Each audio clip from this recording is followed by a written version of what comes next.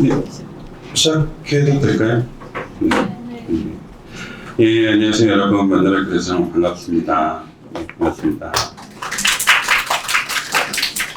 예, 지금 점심 드시고 한참 졸릴 시간인데 괜찮으세요? 아까 많이 이렇게 쓰러져 계시더라고요. 괜찮으세요? 저 이제 오늘 여러분들하고 좀 나눠볼 이야기는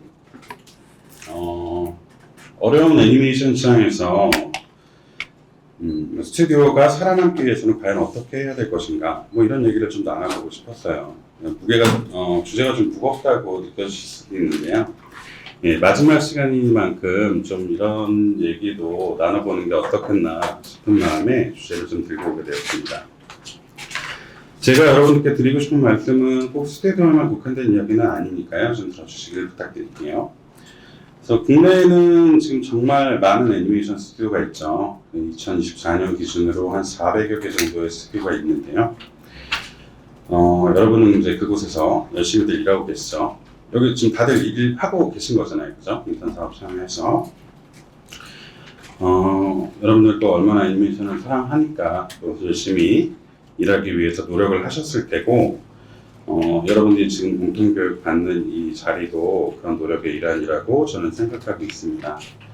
그래서 근데 뭐 지금 여러분이 노력했던 것들이 뭐 제가 드리고 싶은 말씀은 뭐 헛되고 부질없고 어려운 애니메이션 업계 시장이 어려우니까 떠나세요, 뭐 이런 말씀을 드리는 건 아니고요. 기술은 발전하고 있고 새로운 바람이 불고 있으니까 어떻게 하면 이제 그 바람에 협승해서 좋아하는 애니메이션을 오랫동안 꾸준히 잘 할 수 있을지, 혹은 자기가 지금 하고 있는 파트에서 굉장히 매력을 느낀다면 그 부분을 꾸준하게 이어나가시면서 서브로 이런 방법도 있구나 이렇게 생각하고 이렇게 애니메이션을 만드는 사람들도 있구나 라고, 그래서 좀 관심을 좀 가져주셨으면 좋겠어서, 예, 시각을 좀 다양화하셨으면 좋겠어서 이런 주제를 들고 오게 됐습니다.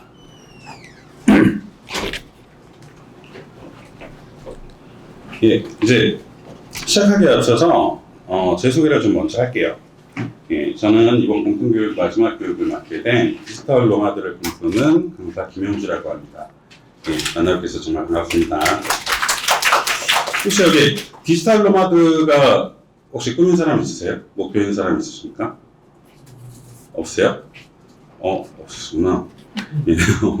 저는 제가 생각하기에는 이제 워라밸을 추구하는 작업자들은 이쪽이 최종 목표라고 생각을 하는데, 시단이 뭐 네, 넘어가고요. 저는 약 한 10년 동안 애니메이션을 만들어 왔어요. 그래서 과거에는 여기 아기종벌레 뽀뽀, 에코아 친구들, 빙글스쿨, 가디언백이라는 프로젝트를 좀 진행했고요. 여러분이 아시다시피 뭐 일반적인 3D 애니메이션이죠. 그리고 현재는 에코아 친구들 시리즈의 넘버랜드라는 프로젝트하고 버그니아 준팡킹의 습격이라는 애니메이션을 진행 중에 있습니다. 이 중에서 혹시 들어본 애니메이션 있으실까요? 지금 저거는 현재 진행 중인 프로젝트 같은 경우는 여러분들 아직 모르실 거고, 이 앞에 있는 4개의 프로젝트 중에 혹시 얘기 제목 들어보신 분 없네요. 네, 없을 겁니다. 예, 없는 게 당연하고요. 왜냐면 이 타겟 자체가 영유아물이다 보니까 여러분들에 대해서 보실 만한 애니메이션은 아니었을 거고, 그리고 또 사실 말씀드리자면 이 애니메이션이 빛을 보지 못했어요. 예, 흥행을 하지 못한 거죠. 열심히 만들었는데, 개인적으로는 정말 20대 후반부터 해서 30대, 거의 40대 초반 되기 전까지 열심히 만들었어요. 근데 이제 빛을 보지 못해서 정말 안타깝죠. 15분물 26편짜리를 쭉 만들 때 이제 보통 한 2년 정도, 그리고 길면 한 3년 정도의 시간을 많은 분들이 노력을 해서 이렇게 만들게 됩니다. 제작비도 좀 어마어마하게 들어요. 여러분들 이제 작업을 하시면서 뭐 제작비 신경은 잘 쓰지 않으시겠지만, 혹시 여기 뭐 PD분들도 계신가요? PD분들은 없으신가요? 일반 작업하시는 분들은 이 제작비 신경 쓰실 일은 별로 없는데 어느 정도 드실 것 같아요? 어느 정도 제작하는데 비용이 들 것 같으세요? 26편 전부 다 만드는데 50억. 네. 그리고 30억도 있고, 그래도, 억소리 나게 많은 돈을 그래도 잘 불러주시는데, 이 TV 시리즈 같은 경우는 사실 이렇게 막 50억, 뭐 넷플릭스에서 OTT 서비스에서 엄청 하는 거 아니고서야 그렇게까지 투자를 많이 하진 않고요.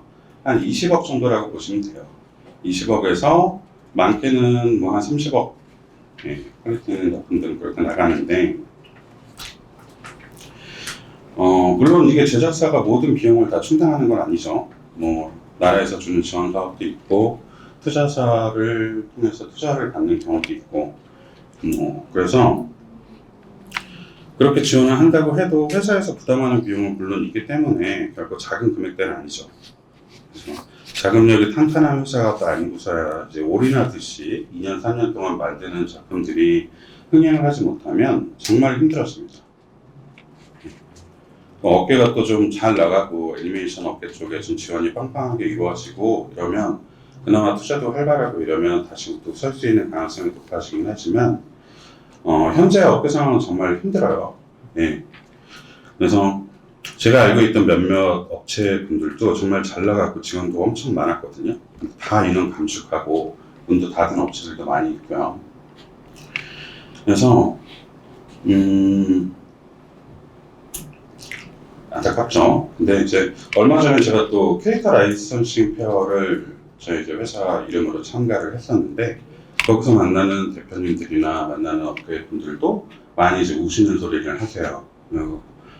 그러면서 이제 우스갯소리로 하시는 말씀이 뭐 농담 반 진담 반인 것 같아요. 제 생각에는.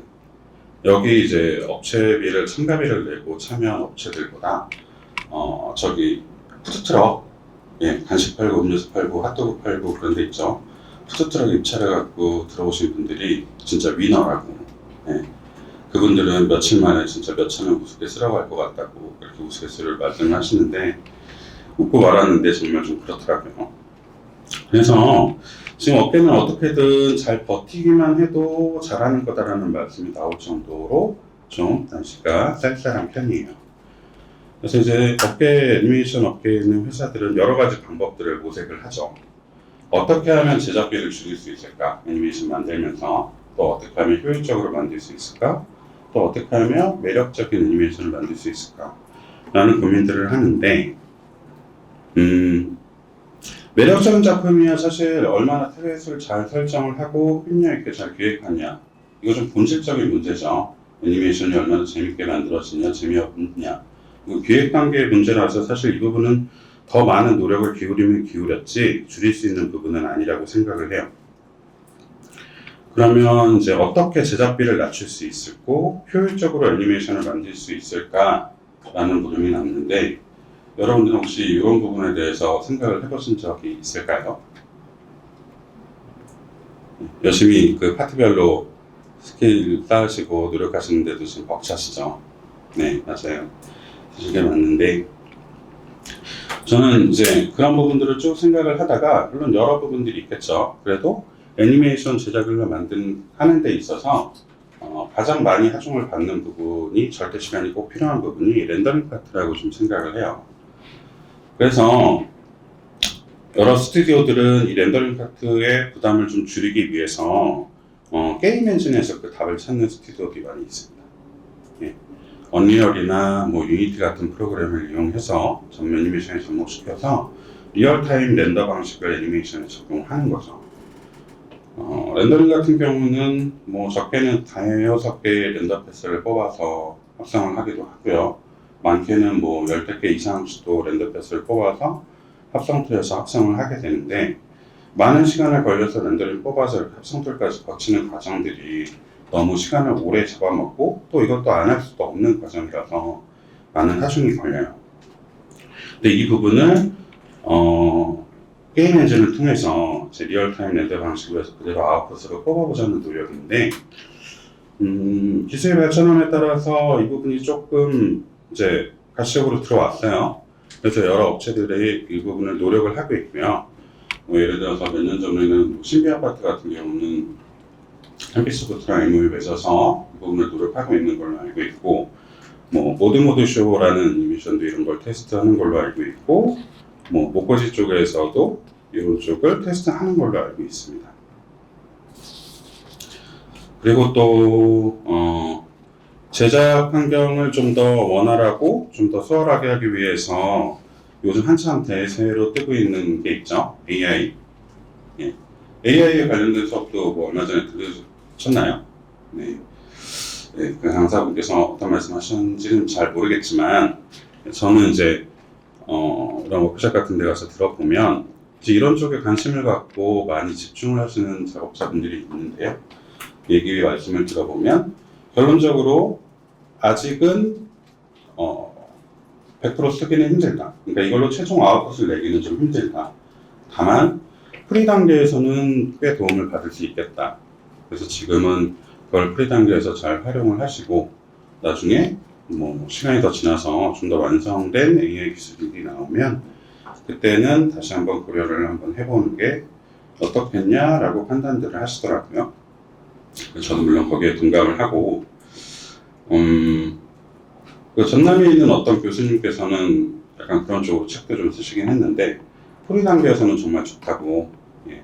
그래서 아무것도 없는 상태에서 다 기획을 하려면 머리가 너무 아픈데 자기 생각을 AI로 좀 다듬어내고 그걸 수정하고 또 다시 AI로 다듬고 이런 과정을 통하고 스토리보드도 AI 통해서 좀 그려내고 채색도 뭐 요즘 그렇게 같이 해주는 게 있죠. 그래서 그런 걸 통해서 조금 시간을 단축시킬 수 있다는 그런 말씀도 하시더라고요. 그래서 AI 같은 경우는 뭐 각자의 노력에 따라서 어느 정도 적용할 수 있는 부분이니까 그런 거는 노력을 하시면 될 것 같고요. 뭐 이런 부분들이 있는데 저는 이제 그래서 생각을 했습니다. 만약에 이 렌더링 파트 자체를 안 해도 된다면 어떨까? 이걸 아예 빼버리면 어떨까? 게임 엔진을 이용하는 것도 매력적이긴 한데 이거를 또 애니메이션과 기술적으로 결합시키려면 여러 가지 또 인력도 필요하고 기술적 세팅이 필요하기 때문에 그런 것조차 빼버리고 렌더링을 아예 안 하는 방법은 없을까라는 생각을 좀 하게 됐어요. 그런 생각을 이제 쭉 하게 되는데 그런 와중에 이제 제가 초등학교 1학년, 3학년 아이들을 키우거든요. 근데 어느 날 이제 쭉 보니까 방송에서 뭔가 되게 집중해서 보는 거예요. 뭐 로블록스랑 뭐 마인크래프트, 특히 로블록스에서 어떤 게임 방송을 되게 집중해서 보더라고요. 여러분 뭐 젠모타라고 들어보셨나요? 혹시 아세요? 예, 뭐 젠민이는 못하는 타워 게임인가? 뭐 그렇대요. 예, 그래서 이게 뭐냐면 그냥 굉장히 큰 길쭉한 타워에 굉장히 높은 타워에 층층이 쭉 나눠져 있고 그냥 점프 게임이에요. 사람을 계속 장애물 경기 뛰면서 누가 먼저 빨리 올라가냐 뭐 그런 게임인데 제가 보기에는 뭐 인터넷 방송이니까 퀄리티야 뭐 비할 바는 없죠. 그냥 이제 유튜브 방송 하는 거니까. 그리고 별거 없는데 굉장히 집중해서 보더라고요. 그리고 그렇게 집중해서 보고 그거를 자기도 하고 싶다고 결제를 해달라고 저한테 와서 요구를 하더라고요. 나도 저거 하고 싶으니까 결제 좀 해줘. 네. 보니까 아이들한테는 그게 되게 집중할 수 없는 매력이, 집중할 수밖에 없는 그 매력이 별거 아닌 그 영상에 있는 거예요. 예. 저희가 저희 입장에서, 어른된 입장에서 봤을 때는 이게 뭐야 라고 했던 부분인데 그 아이들한테는 그게 굉장히 재밌었던 거죠. 그리고 나도 저렇게 할 수 있을 것만 같고 참여할 수 있을 것 같고 나도 저거보다 더 잘할 수 있을 것 같고 그러니까 결국은 게임 결제를 해달라고 하고 예, 그렇게 조르게 되더라고요. 그래서 이 아이들한테는 그렇게 뭐 영상에 대한 어떤 퀄리티가 중요한 게 아니었어요. 생각해보니까 자기가 직접 참여하고 싶은 거예요. 예. 그래서 좀 나름 그런 거를 보면서 좀 깨달은 게 저희가 이제 다들 애니메이션을 만드시지만 애니메이션을 만들 때 굉장히 많은 고민들을 하시죠. 예.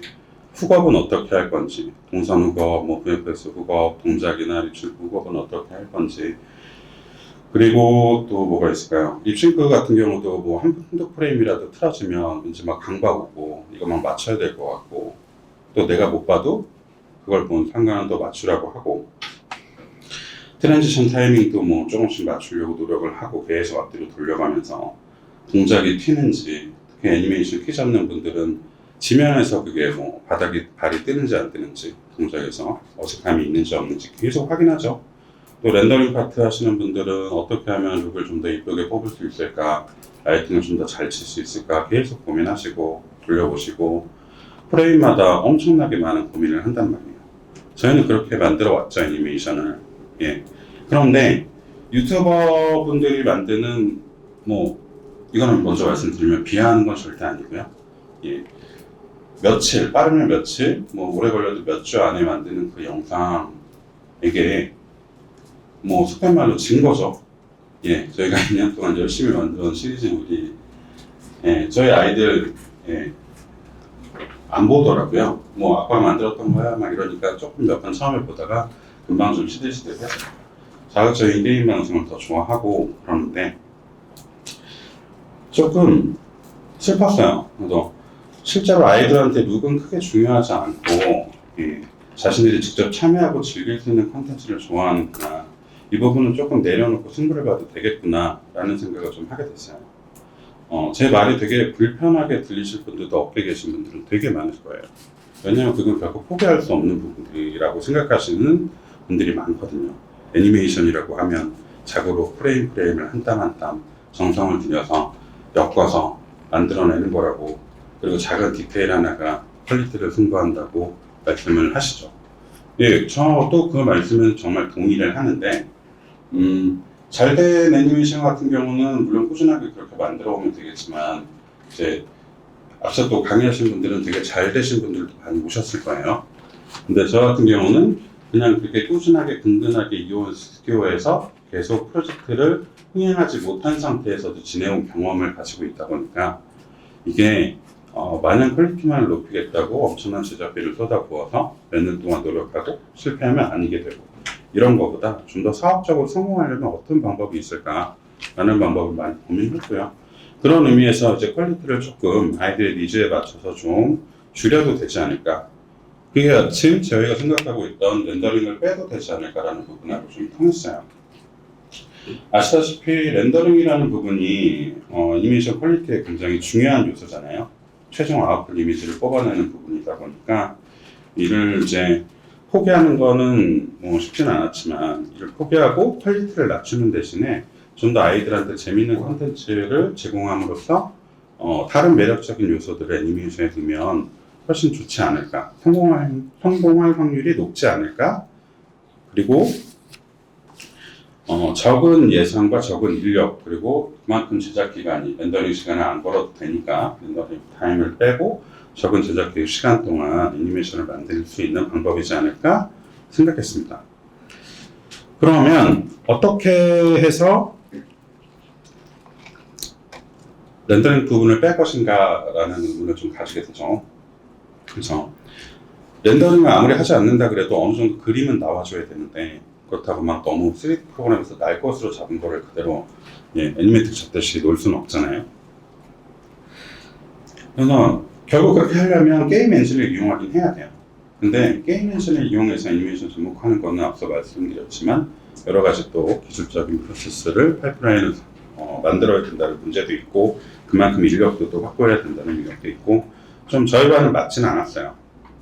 그래서 게임 엔진을 이용해 뭔가 콘텐츠를 만들어낼 수 있는 플랫폼이 있지 않을까? 라는 생각을 했습니다. 그래서 찾아봤죠. 제가 이거 넘기지도 않고 계속 얘기하고 있었네요. 죄송합니다.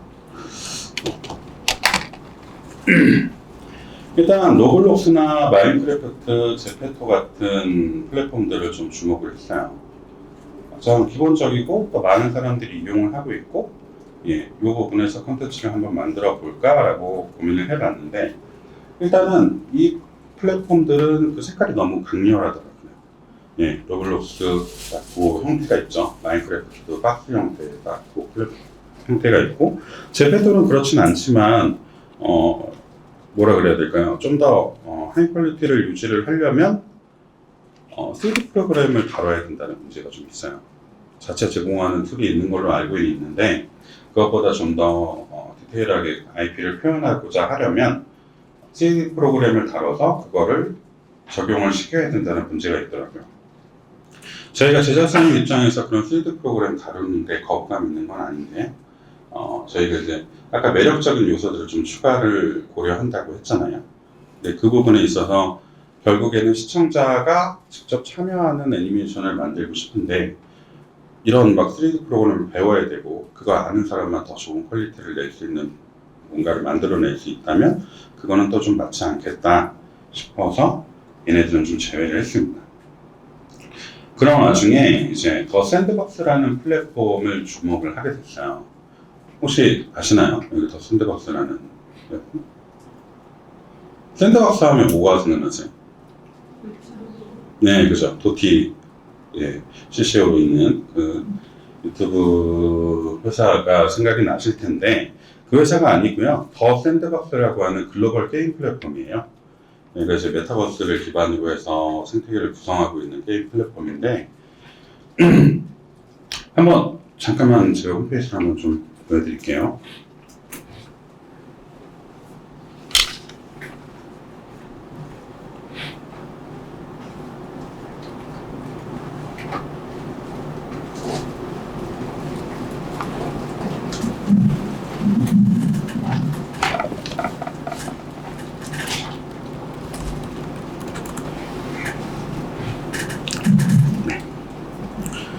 더 샌드박스라고 치셔야 꼭 나오고요.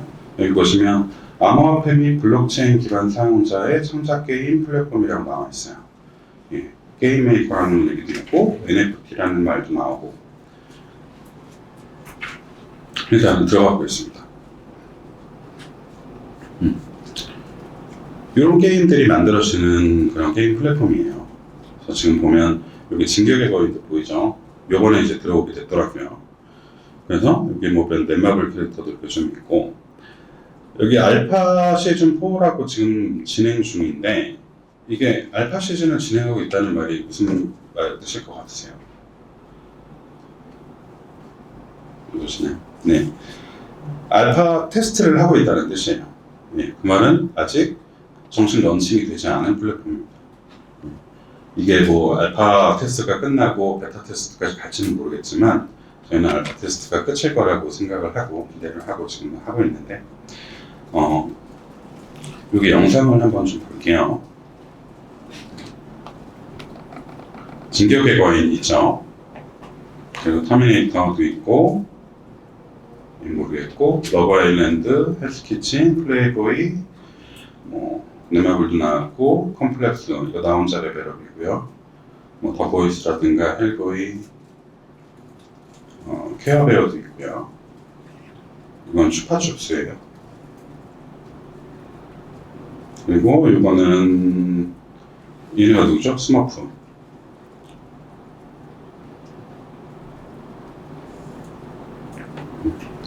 그리고 국내에서 제작된 드라마 중 크래쉬라고 하는 드라마 기억나시나요? 그것도 이렇게 지금 게임으로 구현되어 있고요. 예, 이렇습니다.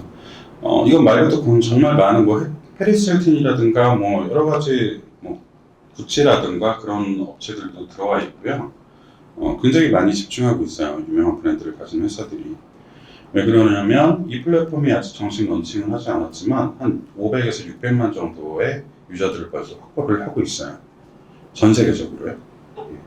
그래서 이제 그 수많은 유저들을 홀리기 위해서 많은 브랜드들이 들어오죠. 여긴 뭐 나오지 않았지만 저번 시즌에는 롯데월드도 참여를 했었고요. 그래서 영상에서 보시면 아시겠지만 뭐 마인크래프트나 로블록스에 비해서 저는 좀 훨씬 낫다고 생각을 해요. 얘네가 유니티 기반으로 해서 게임이 만들어져 있거든요. 프로그램이 짜여져 있는데, 그래서 보는 순간 이 정도면은 렌더링을 하지 않고 그냥 영상을 캡처 받아서 여기서 요 안에서 연출을 해서 이걸 캡처 받아서 영상 캡처를 받아서 편집해서 애니메이션화 할 수 있겠다. 그리고 그렇게 충분히 쓸 수 있지 않을까? 라는 그런 생각을 하게 됐어요. 잠시만요.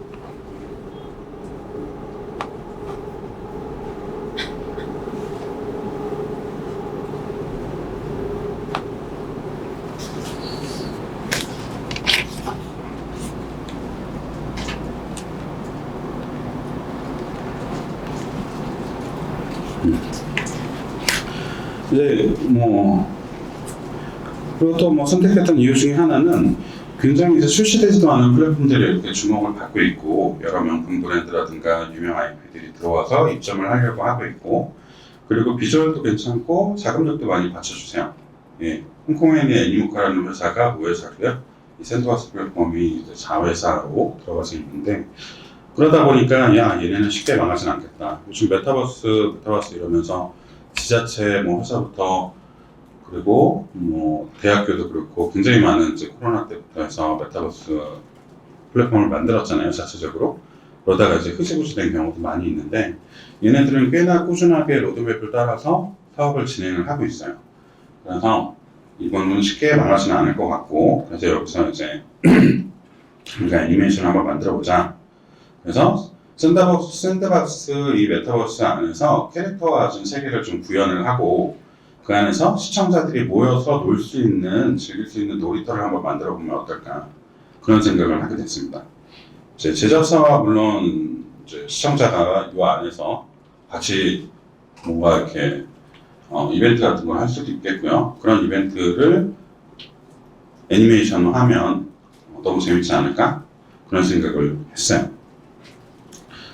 그럼 일단 이 샌드박스라는 게 메타버스 기반의 게임 플랫폼이라고 했는데 그러면 이제 메타버스가 뭔지 제가 좀 간단하게 여러분들한테 말씀을 드려야 될 것 같아요.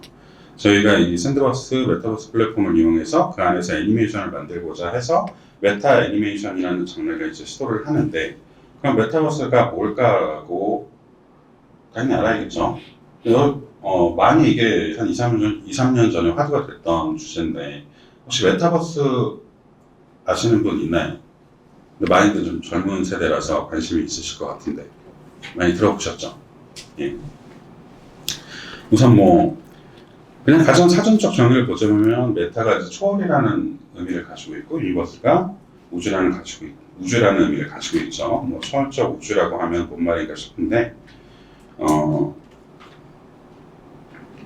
이게 간단히 얘기하자면 현실과 가상세계의 경계가 사라지고요. 그리고 그 안에서 경제사회, 문화적으로 상호 연결되는 공간을 말한다고 생각을 하시면 돼요. 그러니까 현실이 그대로 미러링돼서 데이터가 가상 공간에서 있다고 생각을 하시면 되고요. 여기서 중요한 거는 상호작용이 꼭 있어야 되고 그 안에서 가치가 창출될 수 있어야 되는 특징이 있습니다. 근데 사실 지금은 좀 주춤해요. 메타버스 얘기를 꺼내면. 메타버스 얘기 꺼내면 메타버스의 메타만 얘기 꺼내도 이제 아시는 분들 사이에서는 이놈들 약간 사기꾼 아니야? 약간 이런 뉘앙스를 기저에 깔고 가시는 분들이 되게 많이 있습니다.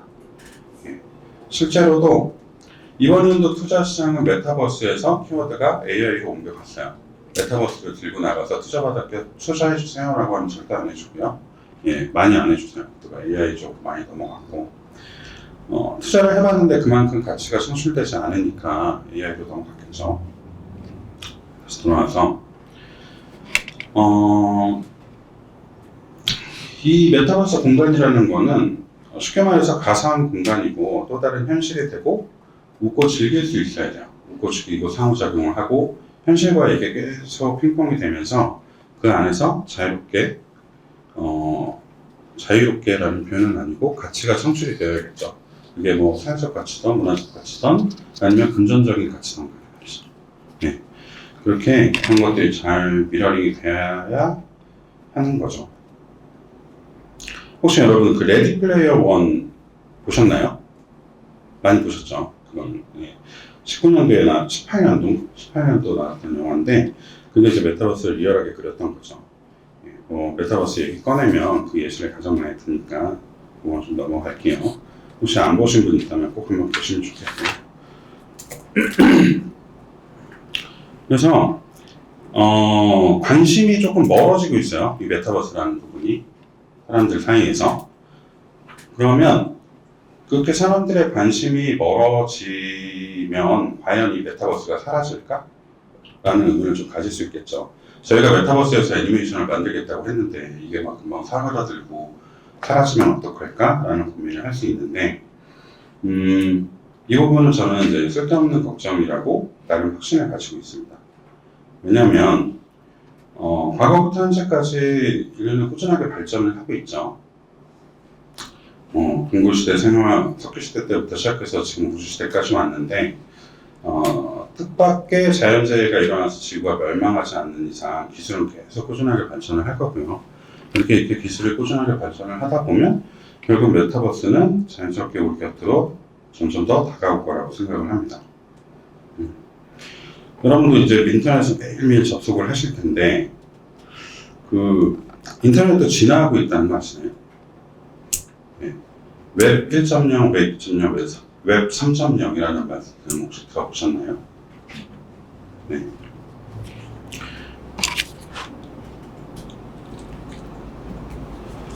간단히 키워드로 좀 말씀을 드리자면 웹 1.0은 읽기만 가능한 시대였고 읽기고 웹 2.0은 쓰기고 웹 3.0은 소유라고 키워드를 정할 수 있어요. 그래서 1.0 90년대 1.0이 처음 나왔을 때는 그냥 읽은 거죠. 예. 뭐라 그럴까요? 그냥 남들이 제공하는 정보를 그대로 읽을 수만 있었어요. 내 의견을 게시할 수는 없었고 정보를 받아들일 수만 있었고 웹 2.0부터는 이제 쓰기가 가능해졌고요.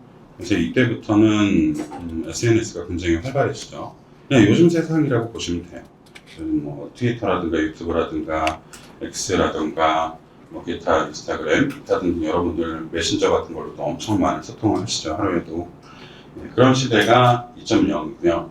이제 웹 3.0은 소유에 관한 이슈가 이슈가 된 그런 이슈가 돼서 나오게 된 개념인데 지금 저희가 살고 있는 세상에서 여러분들이 만든 콘텐츠나 뭐 그런 쓴 글들, 영상들 혹시 뭐 이렇게 유튜브 활동하시는 분도 계신가요? 여기? 네. 뭐 네이버 블로그 글도 많이 쓰시고 그러실 텐데 그런데 올린 것들이 과연 여러분들 것인가라는 의문을 가져보신 적이 있나요? 있으시군요. 예. 만약에 좀 예를 과하게 들어서 그럴 리는 없겠지만 유튜브 같은 경우가 많았어요. 그럼 여러분들이 거기 만약에 유튜브에 영상을 올렸다. 그럼 그 영상은 어떻게 되나요?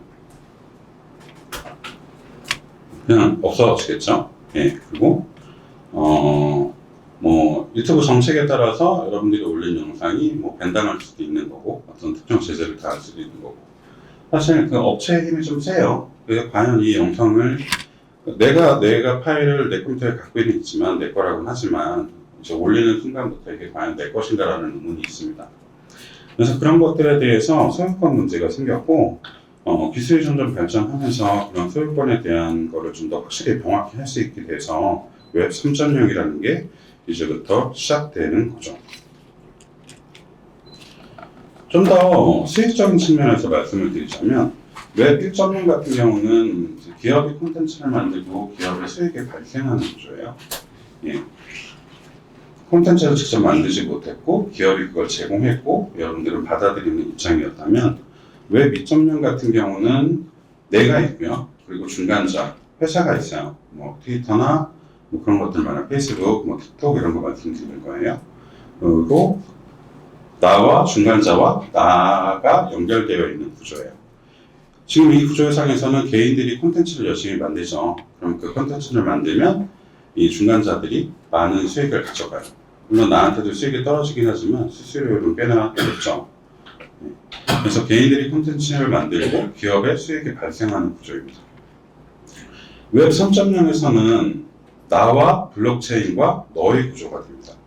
이게 무슨 얘기냐면 여기서 중간자가 빠져요. 업체가 빠지고 이 블록체인이라는 기술이 나오게 되면서 나와 너를 블록체인으로 이어주는 거죠. 개인이 콘텐츠를 만들고 개인에게 수익이 발생하는 구조가 이제 가능해진 거예요. 그러면 블록체인이 뭐냐? 말씀을 드려야겠죠. 블록체인이라고 하면 탈중앙화를 좀 지향을 하며 변경이 불가능하고 보안이 아주 좋은 어떤 데이터 분산 저장 기술이에요.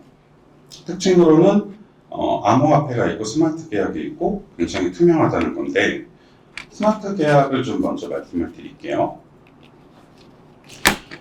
스마트 계약이라는 것은 블록체인 기술을 활용해서 제3의 인증 기관 없이 개인 간 계약이 이루어지는 기술인데요. 예, 여기 지금 왼쪽에 있는 남자와 오른쪽에 있는 여자가 블록체인 창에서 계약을 주고받는 그림입니다. 이제 여자가 어떤 제품이나 서비스를 제공을 하고 남자는 암호화폐 지급을 하고, 여기서 블록체인 기술상에서는 암호화폐가 재화로 사용이 되고요. 그래서 중간자가 없이 어떤 특정한 조건을 만족을 하면 자동으로 승인이 되고 그리고 계약이 진행되는 구조예요. 그만큼 이제 중간자가 없으니까 수수료도 저렴하겠죠.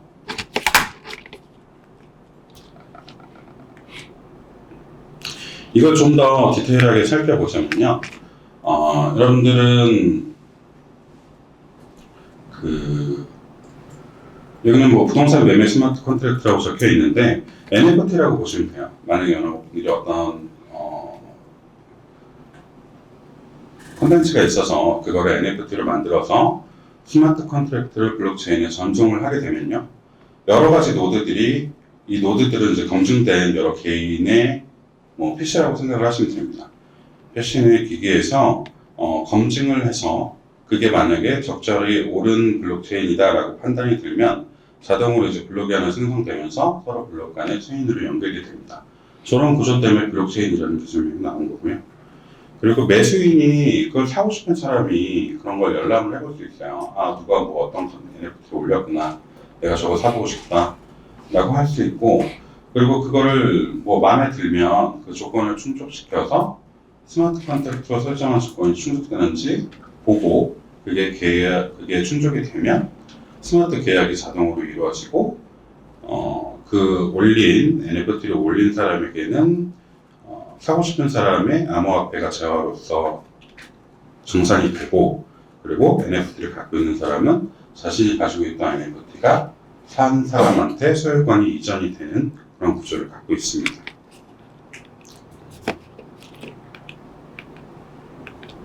여기서 또 NFT라는 얘기가 나왔어요. 요거는 이제 계속 같이 말씀을 연달아서 드려야 되는 부분인데, 메타버스 하면 블록체인과 NFT 이런 부분들이 서로 떨어질 수 없는 얘기들이라서 쭉 말씀을 좀 드릴게요. NFT는 논-펑기블 토큰이라고 하는 건데, 대체불 가능한 토큰이죠. 이제 블록체인 기술을 기반으로 해서 한 디지털 자산이고요. 각 토큰은 고유한 가치를 지니고 있어서 다른 토큰으로 대체할 수 없습니다.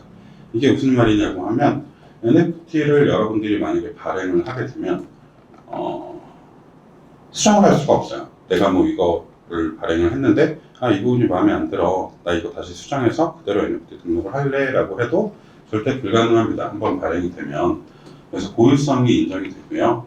그리고 소유권을 블록체인 기술상에서 증명할 수 있어요.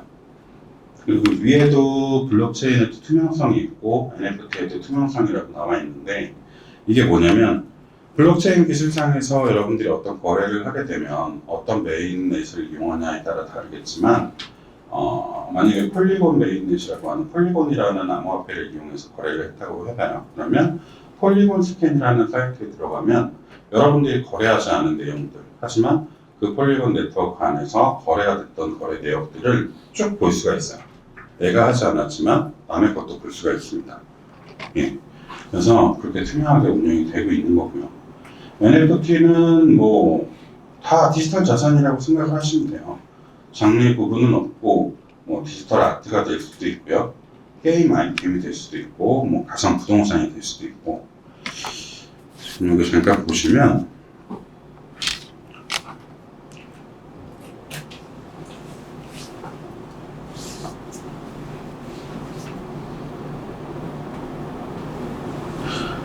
요게 지금 제가 더 샌드박스라고 하는 플랫폼에서 랜드를 보여드리고 있는 건데요. 이건 처음 봤네요. 이 킹콩 또 이제 샌드박스에 들어오나 봅니다. 얘네들이 16만 7천 개 정도라는 랜드를 NFT로 발행을 했어요. 이거는 더 이상 추가할 계획은 없다고 했고요. 처음부터 16만 7천 개로 이제 계획이 돼서 발행이 된 거고, 고유가 이제 제한을 둔 거죠. 수량을 제한을 둬서 가치를 높이려고 노력을 하고 있어요. 약 16만 7천 개 중에서 제가 알기로 한 60% 이상, 70% 가까이 랜드가 판매된 걸로 알고 있고요. 한참 뭐 많이 가치가 높을 때는 거의 500만 원, 600만 원, 랜드 하나에, 땅 하나에 500, 600 그 이상도 찍었었고요. 근데 지금은 가치가 많이 하락을 해서 랜드 하나에 뭐 한 40만 원 정도면 살 수 있습니다. 근데 이게 왜 중요하냐? 이 샌드박스 플랫폼 안에서 경험을 만들면 그냥 경험 만들었어요, 나 게임 만들었어요 라고 바로 올릴 수 있는 게 아니라 이런 땅을 가지고 있어야 돼요. 이 땅이 있어야 이 땅이 위에 자기의 경험을 올릴 수 있습니다. 여기 보면 뭐 워킹데드도 있고요. 얘네들은 면적을 크게 갖고 있는 거죠. 굉장히 작은 격자, 제일 작은 격자 하나가 1랜드인데 저런 거 같은 경우는 꽤나 랜드가 크죠.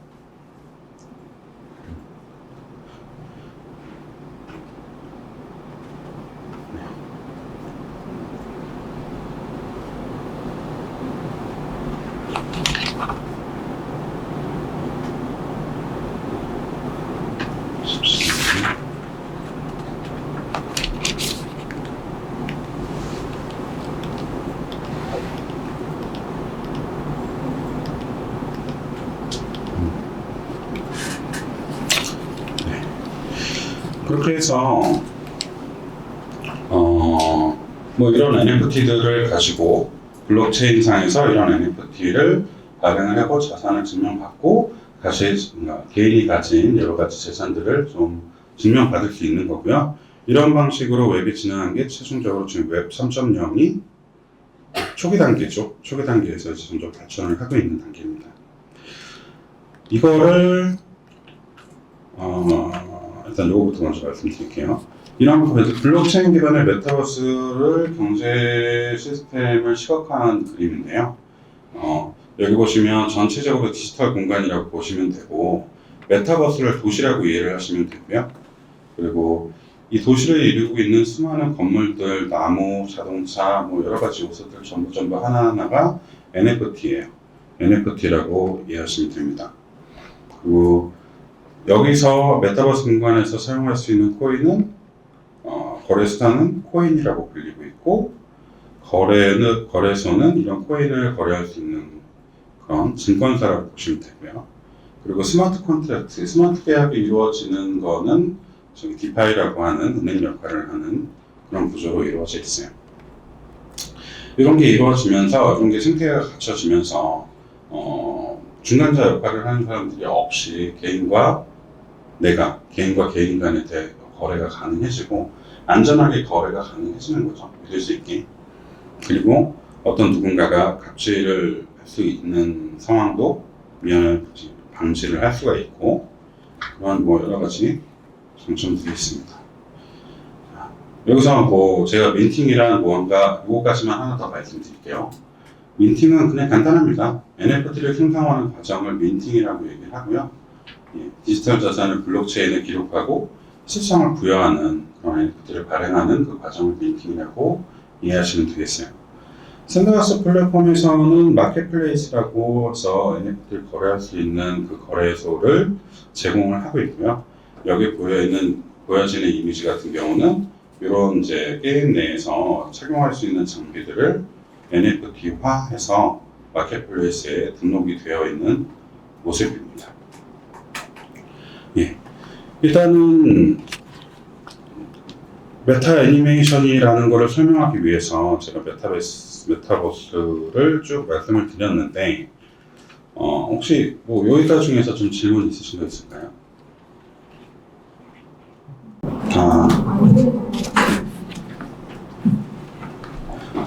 네.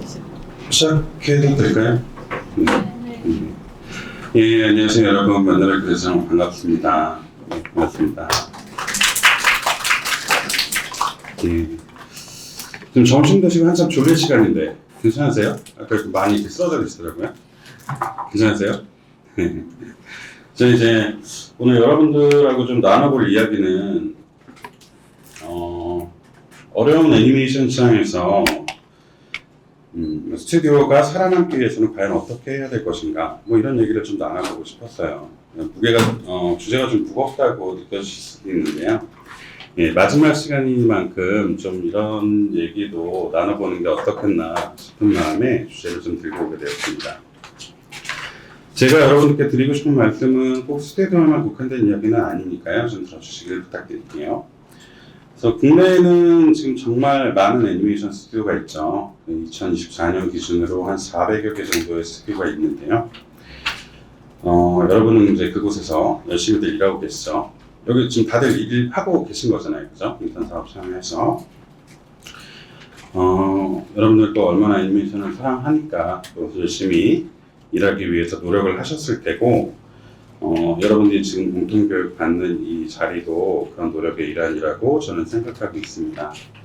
그래서 근데 뭐 지금 여러분이 노력했던 것들이 뭐 제가 드리고 싶은 말씀은 뭐 헛되고 부질없고 어려운 애니메이션 업계 시장이 어려우니까 떠나세요, 뭐 이런 말씀을 드리는 건 아니고요.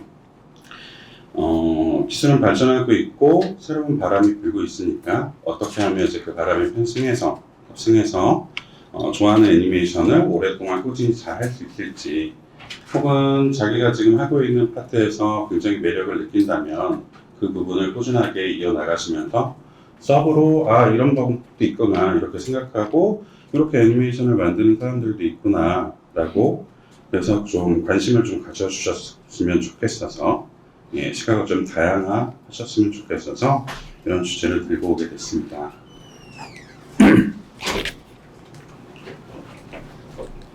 예, 이제 시작하기에 앞서서 제 소개를 좀 먼저 할게요. 예, 저는 이번 공통교육 마지막 교육을 맡게 된 디지털 노마드를 꿈꾸는 강사 김영주라고 합니다. 예, 만나뵙게 해서 정말 반갑습니다. 혹시 여기 디지털 노마드가 혹시 꾸민 사람 있으세요? 목표인 사람 있으십니까? 없어요? 없으시구나. 예. 저는 제가 생각하기에는 이제 워라밸을 추구하는 작업자들은 이쪽이 최종 목표라고 생각을 하는데, 시단이 뭐 네, 넘어가고요. 저는 약 한 10년 동안 애니메이션을 만들어 왔어요. 그래서 과거에는 여기 아기종벌레 뽀뽀, 에코아 친구들, 빙글스쿨, 가디언백이라는 프로젝트를 좀 진행했고요. 여러분이 아시다시피 뭐 일반적인 3D 애니메이션이죠. 그리고 현재는 에코아 친구들 시리즈의 넘버랜드라는 프로젝트하고 버그니아, 준팡킹의 습격이라는 애니메이션을 진행 중에 있습니다. 이 중에서 혹시 들어본 애니메이션 있으실까요? 지금 저거는 현재 진행 중인 프로젝트 같은 경우는 여러분들 아직 모르실 거고, 이 앞에 있는 4개의 프로젝트 중에 혹시 얘기 제목 들어보신 분 없네요. 네, 없을 겁니다. 예, 없는 게 당연하고요. 왜냐면 이 타겟 자체가 영유아물이다 보니까 여러분들 나이대에서 보실 만한 애니메이션은 아니었을 거고, 그리고 또 사실 말씀드리자면 이 애니메이션이 빛을 보지 못했어요. 예, 흥행을 하지 못한 거죠. 열심히 만들었는데, 개인적으로는 정말 20대 후반부터 해서 30대, 거의 40대 초반 되기 전까지 열심히 만들었어요. 근데 이제 빛을 보지 못해서 정말 안타깝죠. 15분물 26편짜리를 쭉 만들 때 이제 보통 한 2년 정도, 그리고 길면 한 3년 정도의 시간을 많은 분들이 노력을 해서 이렇게 만들게 됩니다. 제작비도 좀 어마어마하게 들어요. 여러분들 이제 작업을 하시면서 뭐 제작비 신경을 잘 쓰지 않으시겠지만, 혹시 여기 뭐 PD분들도 계신가요? PD분들은 없으신가요? 일반 작업하시는 분들은 이 제작비 신경 쓰실 일은 별로 없는데, 어느 정도 드실 것 같아요? 어느 정도 제작하는데 비용이 들 것 같으세요? 26편 전부 다 만드는데 50억. 네. 그리고 30억도 있고, 그래도, 억소리 나게 많은 돈을 그래도 잘 불러주시는데, 이 TV 시리즈 같은 경우는 사실 이렇게 막 50억, 뭐 넷플릭스에서 OTT 서비스에서 엄청 하는 거 아니고서야 그렇게까지 투자를 많이 하진 않고요. 한 20억 정도라고 보시면 돼요. 20억에서 많게는 뭐 한 30억, 퀄리티는 높은 등 그렇게 나가는데, 물론 이게 제작사가 모든 비용을 다 충당하는 건 아니죠. 뭐 나라에서 주는 지원 사업도 있고, 투자사를 통해서 투자를 받는 경우도 있고, 그래서 그렇게 지원을 한다고 해도 회사에서 부담하는 비용은 물론 있기 때문에 결국 작은 금액대는 아니죠. 그래서 자금력이 탄탄한 회사가 아니고서야 이제 올인하듯이 2년, 3년 동안 만드는 작품들이 흥행을 하지 못하면 정말 힘들었습니다. 업계가 또 좀 잘 나가고 애니메이션 업계 쪽에 좀 지원이 빵빵하게 이루어지고 이러면 그나마 투자도 활발하고 이러면 다시 또 설 수 있는 가능성이 높아지긴 하지만 현재 업계 상황은 정말 힘들어요. 예. 그래서 제가 알고 있던 몇몇 업체 분들도 정말 잘 나가고 지원도 엄청 많았거든요. 다 인원 감축하고 문도 닫은 업체들도 많이 있고요. 그래서 안타깝죠. 근데 이제 얼마 전에 제가 또 캐릭터 라이선싱 페어를 저희 이제 회사 이름으로 참가를 했었는데 거기서 만나는 대표님들이나 만나는 업계 분들도 많이 이제 우시는 소리를 하세요. 그러면서 이제 우스갯소리로 하시는 말씀이 뭐 농담 반 진담 반인 것 같아요. 제 생각에는.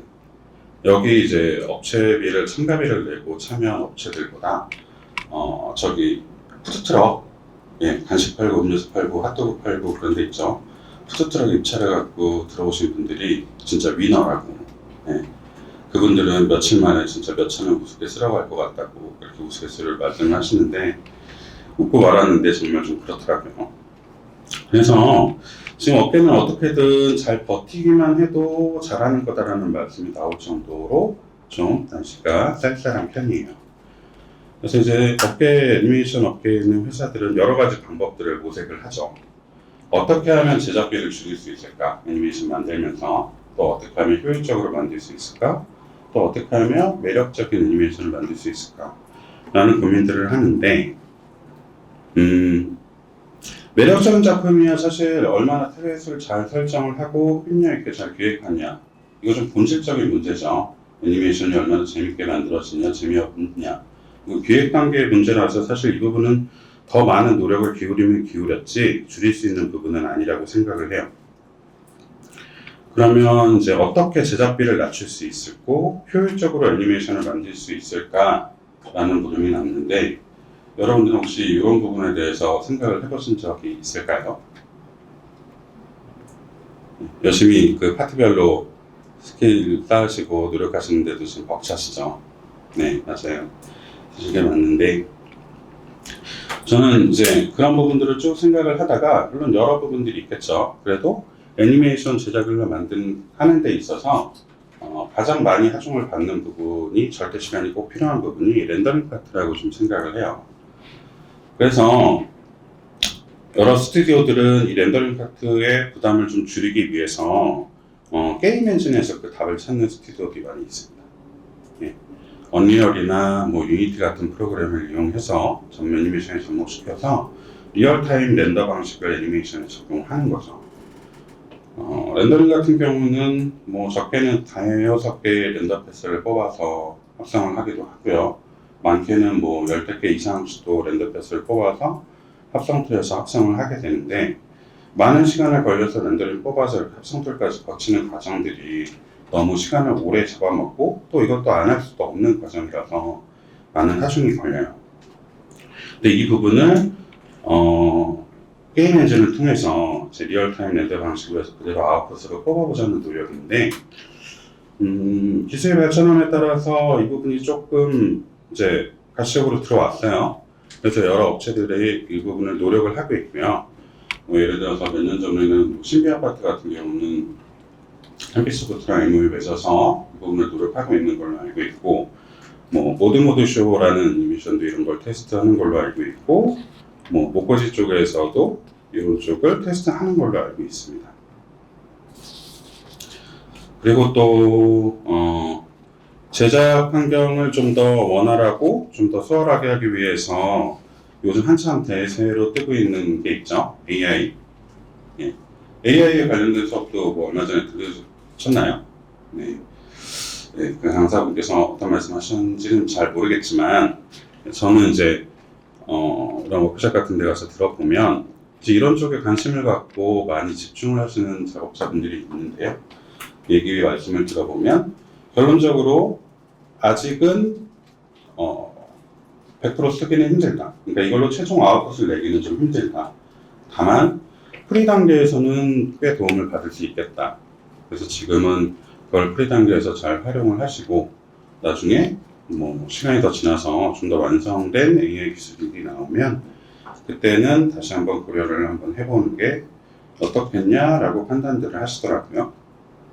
저도 물론 거기에 동감을 하고 그 전남에 있는 어떤 교수님께서는 약간 그런 쪽으로 책도 좀 쓰시긴 했는데 프리 단계에서는 정말 좋다고. 예. 그래서 아무것도 없는 상태에서 다 기획을 하려면 머리가 너무 아픈데 자기 생각을 AI로 좀 다듬어내고 그걸 수정하고 또 다시 AI로 다듬고 이런 과정을 통하고 스토리보드도 AI 통해서 좀 그려내고 채색도 뭐 요즘 그렇게 같이 해주는 게 있죠. 그래서 그런 걸 통해서 조금 시간을 단축시킬 수 있다는 그런 말씀도 하시더라고요. 그래서 AI 같은 경우는 뭐 각자의 노력에 따라서 어느 정도 적용할 수 있는 부분이니까 그런 거는 노력을 하시면 될 것 같고요. 뭐 이런 부분들이 있는데 저는 이제 그래서 생각을 했습니다. 만약에 이 렌더링 파트 자체를 안 해도 된다면 어떨까? 이걸 아예 빼버리면 어떨까? 게임 엔진을 이용하는 것도 매력적이긴 한데 이거를 또 애니메이션과 기술적으로 결합시키려면 여러 가지 또 인력도 필요하고 기술적 세팅이 필요하기 때문에 그런 것조차 빼버리고 렌더링을 아예 안 하는 방법은 없을까라는 생각을 좀 하게 됐어요.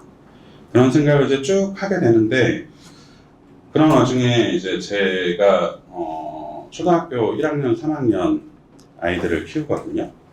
근데 어느 날 이제 쭉 보니까 방송에서 뭔가 되게 집중해서 보는 거예요. 뭐 로블록스랑 뭐 마인크래프트, 특히 로블록스에서 어떤 게임 방송을 되게 집중해서 보더라고요. 여러분 뭐 젠모타라고 들어보셨나요? 혹시 아세요?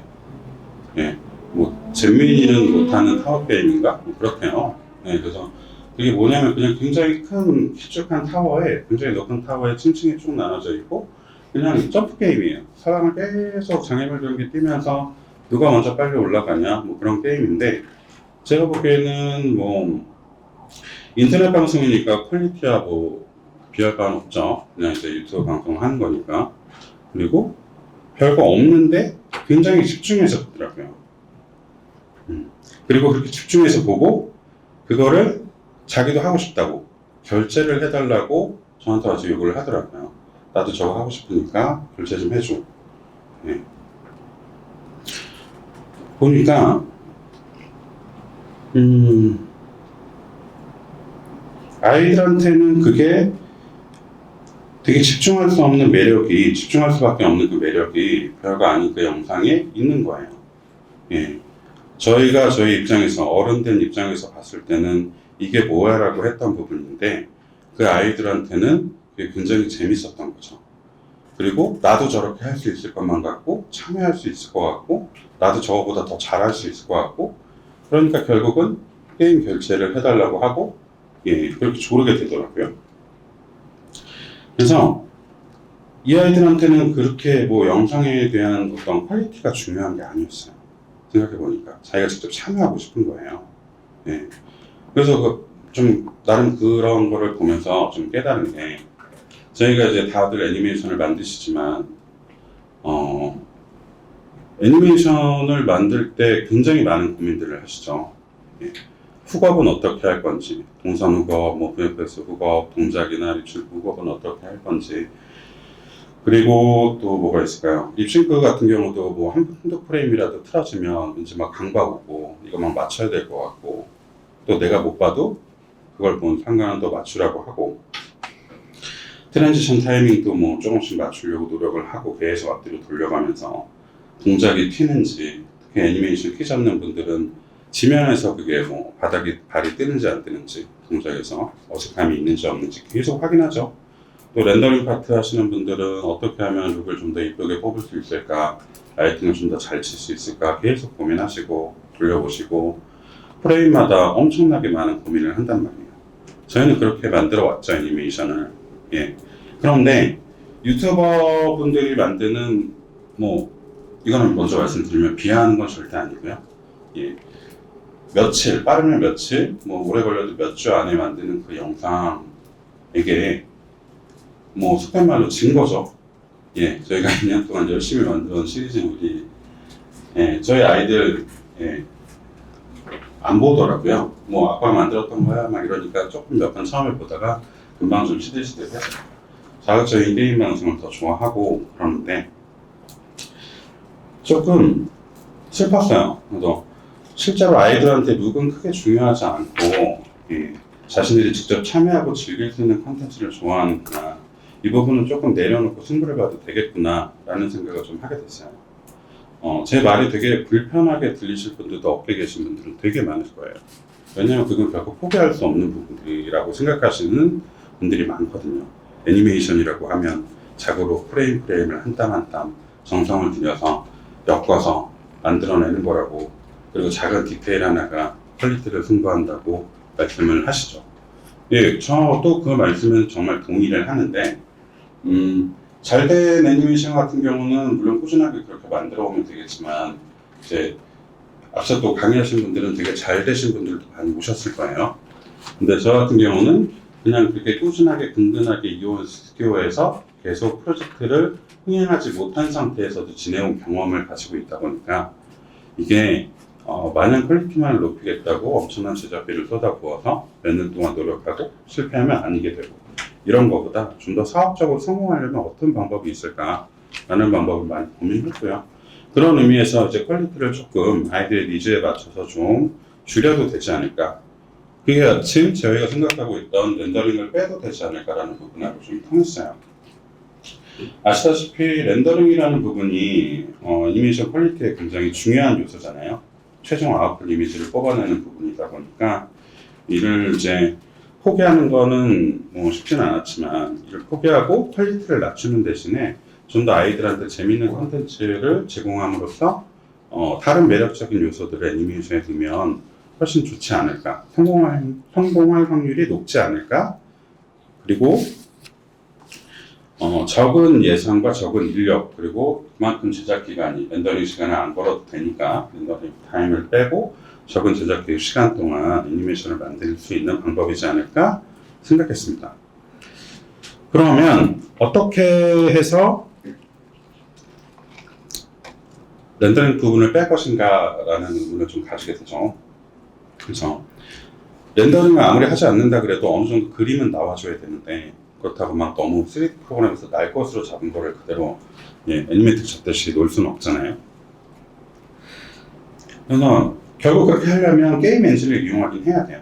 근데 게임 엔진을 이용해서 애니메이션 접목하는 거는 앞서 말씀드렸지만 여러 가지 또 기술적인 프로세스를 파이프라인을 만들어야 된다는 문제도 있고, 그만큼 인력도 또 확보해야 된다는 인력도 있고, 좀 저희와는 맞지는 않았어요. 그래서 게임 엔진을 이용해 뭔가 콘텐츠를 만들어낼 수 있는 플랫폼이 있지 않을까? 라는 생각을 했습니다. 그래서 찾아봤죠. 제가 이거 넘기지도 않고 계속 얘기하고 있었네요. 죄송합니다. 일단 로블록스나 마인크래프트, 제페토 같은 플랫폼들을 좀 주목을 했어요. 좀 기본적이고 또 많은 사람들이 이용을 하고 있고, 예, 이 부분에서 콘텐츠를 한번 만들어 볼까라고 고민을 해봤는데, 일단은 이 플랫폼들은 그 색깔이 너무 강렬하더라고요. 예, 로블록스 그 형태가 있죠. 마인크래프트도 박스 형태의 그 형태가 있고, 제페토는 그렇진 않지만 뭐라 그래야 될까요? 좀 더 하이 퀄리티를 유지를 하려면 3D 프로그램을 다뤄야 된다는 문제가 좀 있어요. 자체 제공하는 툴이 있는 걸로 알고 있는데, 그것보다 좀 더 디테일하게 IP를 표현하고자 하려면 C 프로그램을 다뤄서 그거를 적용을 시켜야 된다는 문제가 있더라고요. 저희가 제작사님 입장에서 그런 3D 프로그램 다루는데 거부감 있는 건 아닌데 저희가 이제 아까 매력적인 요소들을 좀 추가를 고려한다고 했잖아요. 근데 그 부분에 있어서 결국에는 시청자가 직접 참여하는 애니메이션을 만들고 싶은데 이런 막 3D 프로그램을 배워야 되고 그거 아는 사람만 더 좋은 퀄리티를 낼 수 있는 뭔가를 만들어낼 수 있다면 그거는 또 좀 맞지 않겠다 싶어서 얘네들은 좀 제외를 했습니다. 그런 와중에 이제 더 샌드박스라는 플랫폼을 주목을 하게 됐어요. 혹시 아시나요? 여기 더 샌드박스라는 플랫폼? 샌드박스 하면 뭐가 생각나세요? 네, 그죠. 도티 CCO로 있는 그 유튜브 회사가 생각이 나실 텐데 그 회사가 아니고요. 더 샌드박스라고 하는 글로벌 게임 플랫폼이에요. 그래서 메타버스를 기반으로 해서 생태계를 구성하고 있는 게임 플랫폼인데 한번 잠깐만 제가 홈페이지를 한번 좀 보여드릴게요.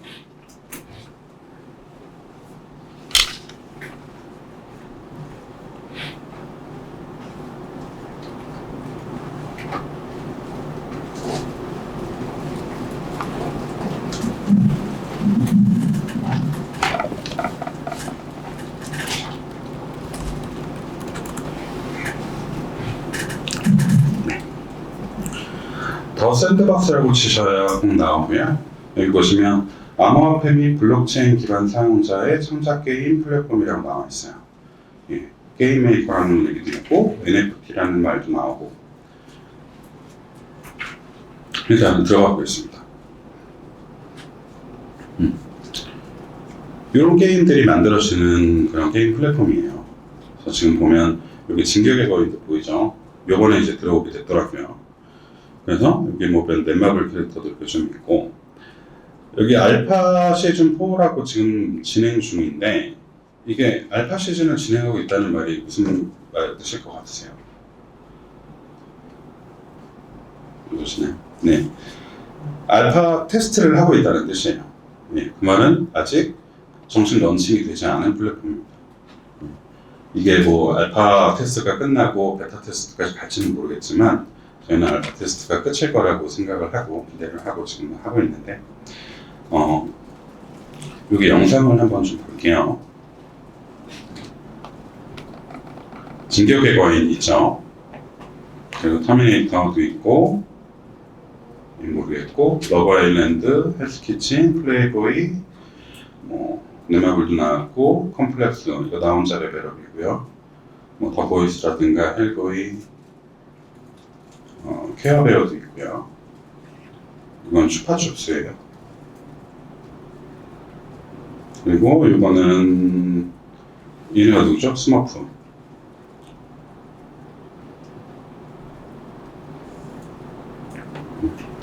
그리고 국내에서 제작된 드라마 중 크래쉬라고 하는 드라마 기억나시나요? 그것도 이렇게 지금 게임으로 구현되어 있고요. 예, 이렇습니다. 이건 말고도 정말 많은 뭐 페리스 힐튼이라든가 뭐 여러 가지 뭐 구찌라든가 그런 업체들도 들어와 있고요. 굉장히 많이 집중하고 있어요. 유명한 브랜드를 가진 회사들이. 왜 그러냐면 이 플랫폼이 아직 정식 런칭은 하지 않았지만 한 500에서 600만 정도의 유저들을 벌써 확보를 하고 있어요. 전 세계적으로요. 그래서 이제 그 수많은 유저들을 홀리기 위해서 많은 브랜드들이 들어오죠. 여긴 뭐 나오지 않았지만 저번 시즌에는 롯데월드도 참여를 했었고요. 그래서 영상에서 보시면 아시겠지만 마인크래프트나 로블록스에 비해서 저는 좀 훨씬 낫다고 생각을 해요. 얘네가 유니티 기반으로 해서 게임이 만들어져 있거든요.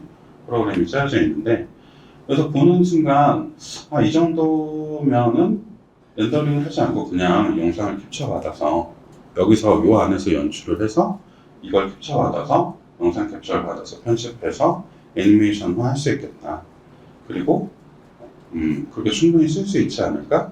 라는 그런 생각을 하게 됐어요. 잠시만요.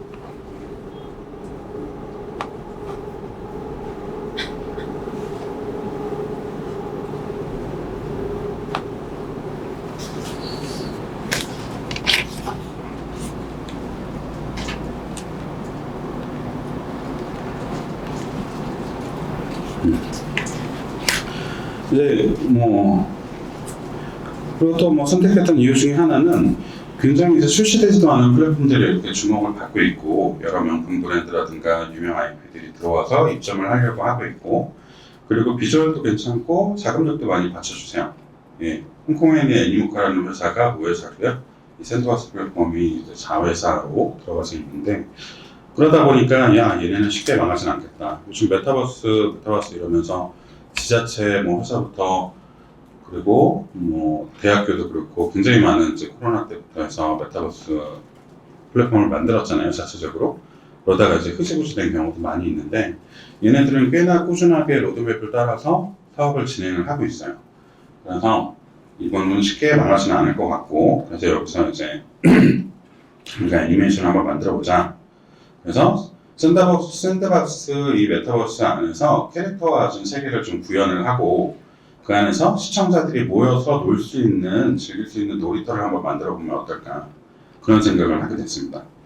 이제 제작사와 물론 이제 시청자가 이 안에서 같이 뭔가 이렇게 이벤트 같은 걸 할 수도 있겠고요. 그런 이벤트를 애니메이션으로 하면 너무 재밌지 않을까 그런 생각을 했어요. 그럼 일단 이 샌드박스라는 게 메타버스 기반의 게임 플랫폼이라고 했는데 그러면 이제 메타버스가 뭔지 제가 좀 간단하게 여러분들한테 말씀을 드려야 될 것 같아요.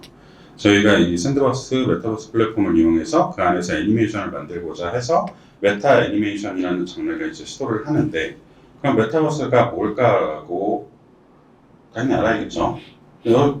많이 이게 한 2, 3년 전에 화두가 됐던 주제인데 혹시 메타버스 아시는 분 있나요? 많이들 좀 젊은 세대라서 관심이 있으실 것 같은데 많이 들어보셨죠? 예. 우선 그냥 가장 사전적 정의를 보자면 메타가 이제 초월이라는 의미를 가지고 있고 유니버스가 우주라는 의미를 가지고 있죠. 초월적 우주라고 하면 뭔 말인가 싶은데 이게 간단히 얘기하자면 현실과 가상세계의 경계가 사라지고요. 그리고 그 안에서 경제사회 문화적으로 상호 연결되는 공간을 말한다고 생각을 하시면 돼요. 그러니까 현실이 그대로 미러링돼서 데이터가 가상 공간에서 있다고 생각을 하시면 되고요. 여기서 중요한 거는 상호작용이 꼭 있어야 되고 그 안에서 가치가 창출될 수 있어야 되는 특징이 있습니다. 근데 사실 지금은 좀 주춤해요. 메타버스 얘기를 꺼내면. 메타버스 얘기 꺼내면 메타버스의 메타만 얘기 꺼내도 이제 아시는 분들 사이에서는 이놈들 약간 사기꾼 아니야? 약간 이런 뉘앙스를 기저에 깔고 가시는 분들이 되게 많이 있습니다. 예. 실제로도 이번 연도 투자 시장은 메타버스에서 키워드가 AI로 옮겨갔어요. 메타버스를 들고 나가서 투자해주세요 라고 하면 절대 안 해주고요. 예, 많이 안 해주세요. AI 쪽으로 많이 넘어갔고 투자를 해봤는데 그만큼 가치가 창출되지 않으니까 AI로 넘어갔겠죠. 다시 돌아와서 이 메타버스 공간이라는 거는 쉽게 말해서 가상 공간이고 또 다른 현실이 되고 웃고 즐길 수 있어야 돼요. 웃고 즐기고 상호작용을 하고 현실과 이게 계속 핑퐁이 되면서 그 안에서 자유롭게라는 표현은 아니고 가치가 창출이 되어야겠죠. 그게 사회적 가치든 문화적 가치든 아니면 금전적인 가치든 말이죠. 네. 그렇게 그런 것들이 잘 미러링이 돼야 하는 거죠. 혹시 여러분 레디 플레이어 1 보셨나요? 많이 보셨죠? 그건 19년도에 18년도 나왔던 영화인데 그게 이제 메타버스를 리얼하게 그렸던 거죠. 메타버스 얘기 꺼내면 그 예시를 가장 많이 드니까 그거 좀 넘어갈게요. 혹시 안 보신 분 있다면 꼭 한번 보시면 좋겠고요. 그래서 관심이 조금 멀어지고 있어요. 이 메타버스라는 부분이 사람들 사이에서. 그러면 그렇게 사람들의 관심이 멀어지면 과연 이 메타버스가 사라질까? 라는 의문을 좀 가질 수 있겠죠. 저희가 메타버스에서 애니메이션을 만들겠다고 했는데 이게 막 금방 사그라들고 사라지면 어떡할까? 라는 고민을 할 수 있는데 이 부분은 저는 이제 쓸데없는 걱정이라고 나름 확신을 가지고 있습니다. 왜냐하면 과거부터 현재까지 인류는 꾸준하게 발전을 하고 있죠. 동굴시대, 생활, 석유시대 때부터 시작해서 지금 우주시대까지 왔는데 뜻밖의 자연재해가 일어나서 지구가 멸망하지 않는 이상 기술은 계속 꾸준하게 발전을 할 거고요. 이렇게 기술이 꾸준하게 발전을 하다 보면 결국 메타버스는 자연스럽게 우리 곁으로 점점 더 다가올 거라고 생각을 합니다. 여러분도 이제 인터넷에 매일매일 접속을 하실 텐데 인터넷도 진화하고 있다는 거 아시나요? 네. 웹 1.0, 웹 2.0, 웹 3.0이라는 말씀 혹시 들어보셨나요? 네.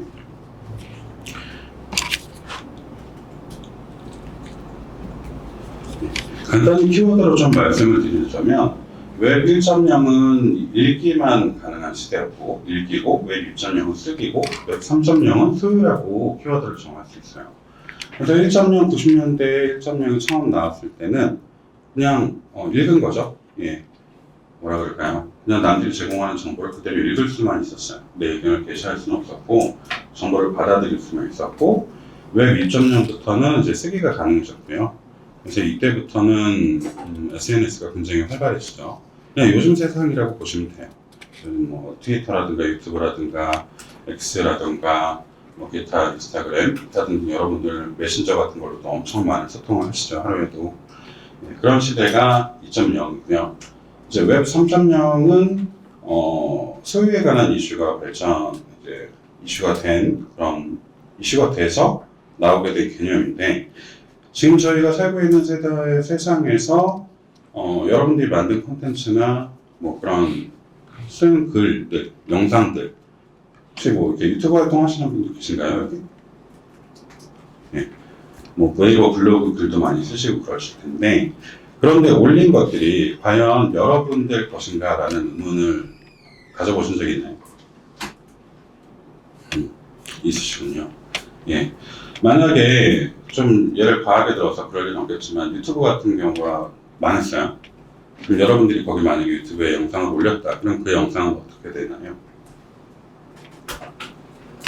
그냥 없어지겠죠? 예. 그리고 뭐 유튜브 정책에 따라서 여러분들이 올린 영상이 뭐 밴당할 수도 있는 거고, 어떤 특정 제재를 가할 수도 있는 거고. 사실 그 업체의 힘이 좀 세요. 그래서 과연 이 영상을 내가 파일을 내 컴퓨터에 갖고 있지만 내 거라고는 하지만 이제 올리는 순간부터 이게 과연 내 것인가라는 의문이 있습니다.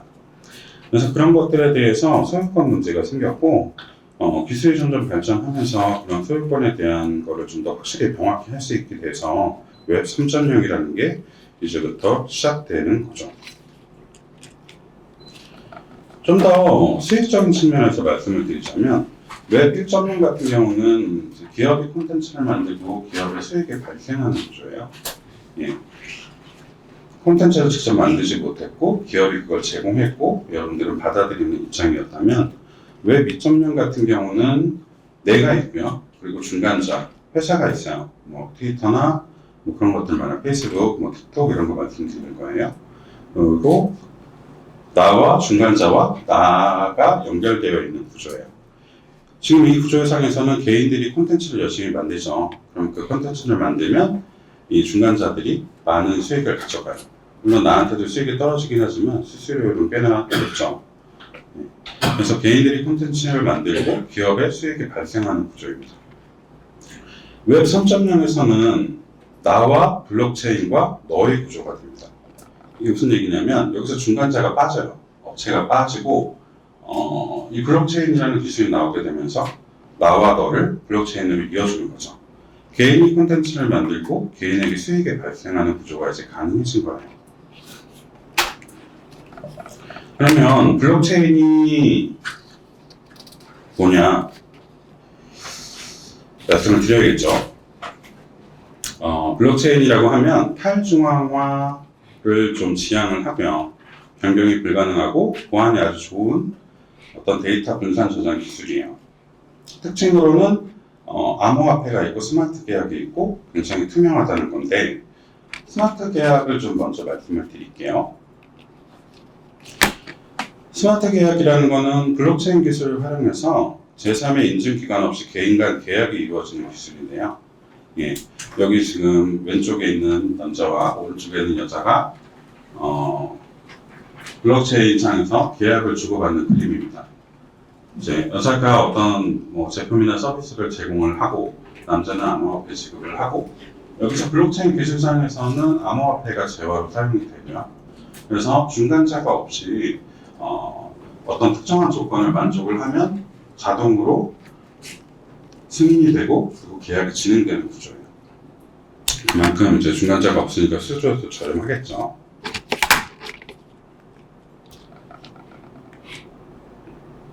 이걸 좀 더 디테일하게 살펴보자면요. 여러분들은 여기는 뭐 부동산 매매 스마트 컨트랙트라고 적혀 있는데 NFT라고 보시면 돼요. 만약에 여러분들이 어떤 콘텐츠가 있어서 그거를 NFT로 만들어서 스마트 컨트랙트를 블록체인에 전송을 하게 되면요. 여러 가지 노드들이 이 노드들은 이제 검증된 여러 개인의 뭐 PC라고 생각을 하시면 됩니다. PC의 기기에서 검증을 해서 그게 만약에 적절히 옳은 블록체인이다라고 판단이 들면 자동으로 이제 블록이 하나 생성되면서 서로 블록 간의 체인으로 연결이 됩니다. 저런 구조 때문에 블록체인이라는 기술이 나온 거고요. 그리고 매수인이 그걸 사고 싶은 사람이 그런 걸 열람을 해볼 수 있어요. 아, 누가 뭐 어떤 NFT 올렸구나. 내가 저거 사보고 싶다.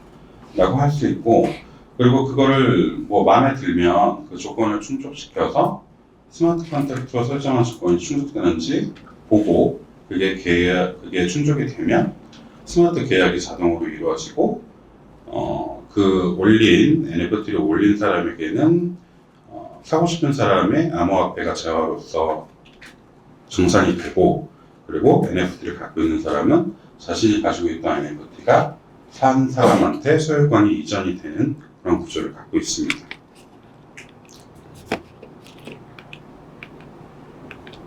여기서 또 뭐 NFT라는 얘기가 나왔어요.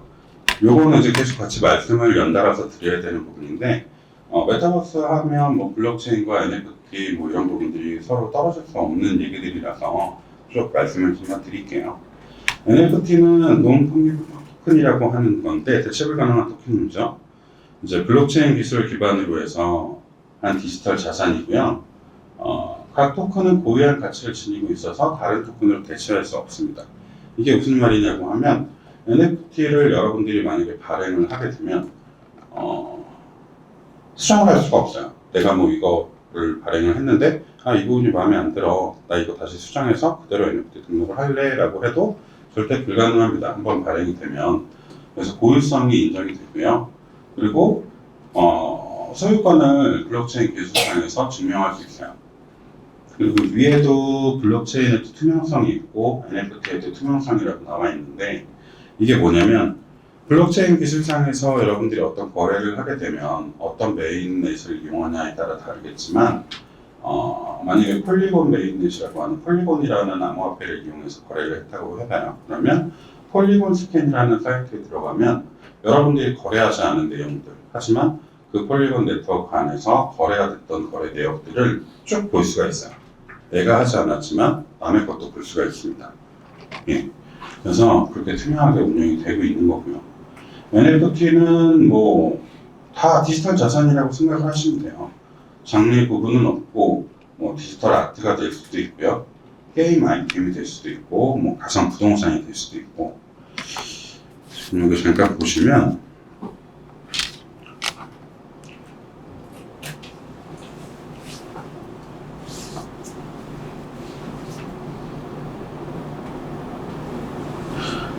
요게 지금 제가 더 샌드박스라고 하는 플랫폼에서 랜드를 보여드리고 있는 건데요. 아이고, 이건 처음 봤네요. 이 킹콩도 이제 샌드박스에 들어오나 봅니다.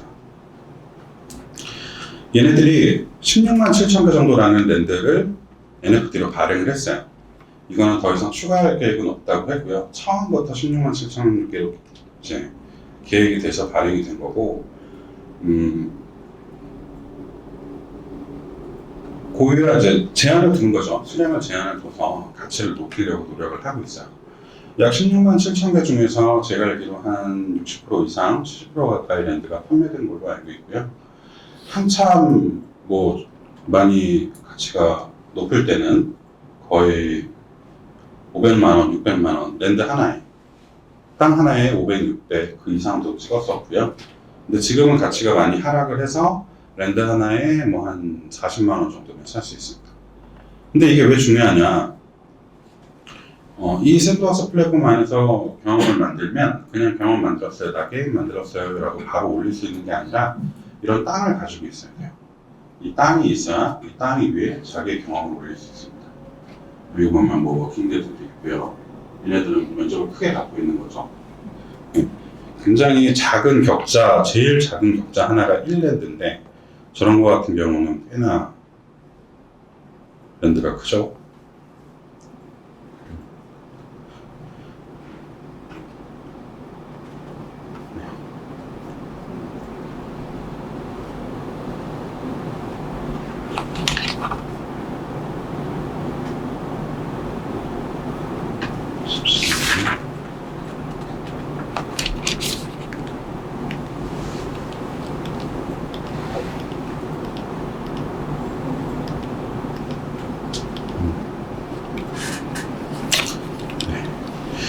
그렇게 해서 뭐 이런 NFT들을 가지고 블록체인 상에서 이런 NFT를 발행을 하고 자산을 증명받고 개인이 가진 여러 가지 재산들을 좀 증명받을 수 있는 거고요. 이런 방식으로 웹이 진행한 게 최종적으로 지금 웹 3.0이 초기 단계죠. 초기 단계에서 점점 발전을 하고 있는 단계입니다. 이거를 일단 요거부터 먼저 말씀드릴게요. 이런 블록체인 기반의 메타버스를 경제 시스템을 시각화한 그림인데요. 여기 보시면 전체적으로 디지털 공간이라고 보시면 되고 메타버스를 도시라고 이해를 하시면 되고요. 그리고 이 도시를 이루고 있는 수많은 건물들, 나무, 자동차, 뭐 여러 가지 요소들 전부 하나하나가 NFT예요. NFT라고 이해하시면 됩니다. 그리고 여기서 메타버스 공간에서 사용할 수 있는 코인은 거래 수단은 코인이라고 불리고 있고 거래소는 이런 코인을 거래할 수 있는 그런 증권사라고 보시면 되고요. 그리고 스마트 컨트랙트, 스마트 계약이 이루어지는 거는 저기 디파이라고 하는 은행 역할을 하는 그런 구조로 이루어져 있어요. 이런 게 이루어지면서 이런 게 생태계가 갖춰지면서 중간자 역할을 하는 사람들이 없이 개인과 개인 간의 거래가 가능해지고 안전하게 거래가 가능해지는 거죠. 믿을 수 있게. 그리고 어떤 누군가가 갑질을 할 수 있는 상황도 방지를 할 수가 있고 그런 뭐 여러 가지 장점들이 있습니다. 여기서 뭐 제가 민팅이란 무언가 요거까지만 하나 더 말씀드릴게요. 민팅은 그냥 간단합니다. NFT를 생성하는 과정을 민팅이라고 얘기를 하고요. 디지털 자산을 블록체인에 기록하고 실성을 부여하는 그런 NFT를 발행하는 그 과정을 민팅이라고 이해하시면 되겠어요. 샌드박스 플랫폼에서는 마켓플레이스라고 해서 NFT를 거래할 수 있는 그 거래소를 제공을 하고 있고요. 여기 보여지는 이미지 같은 경우는 이런 이제 게임 내에서 착용할 수 있는 장비들을 NFT화해서 마켓플레이스에 등록이 되어 있는 모습입니다. 예. 일단은 메타 애니메이션이라는 것을 설명하기 위해서 제가 메타버스를 쭉 말씀을 드렸는데 혹시 뭐 여기가 중에서 좀 질문 있으신 거 있을까요?